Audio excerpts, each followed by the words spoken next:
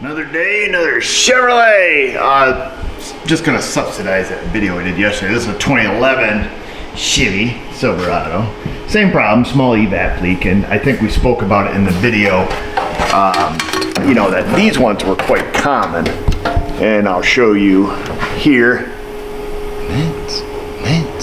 You can see the smoke kind of rushing through the mirror. That's about the only way to see that. But this is your standard, you know, metal mess up here, I guess we'll say. This has the all metal sending unit, and hopefully you can see in the mirror there, but it's all, you know, just all rotted out. So same problem as they have with the plastic ones, obviously. Try to get move some things around here so you can see a little bit better.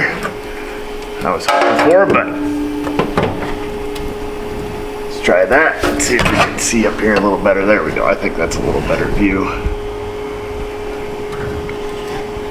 You can kind of see what that looks like. So it kind of stinks, you know, plastic tank, plastic lines.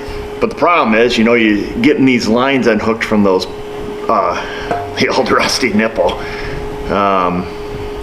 Can prove to be a challenge sometimes. Usually end up buying new lines, but anyhow, in case you guys have never seen one of the metal ones rot out, that's what they look like. Good old salt, baby.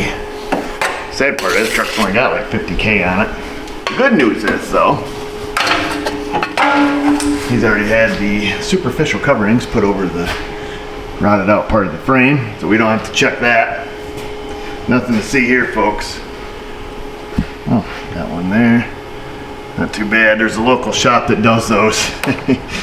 he gets these people for a couple grand. He charges them like $2,700 to put this couple pieces of tin over the rot spots. It's almost criminal what he does, but you know, maybe I'm just jealous because I didn't come up with it first. I don't know.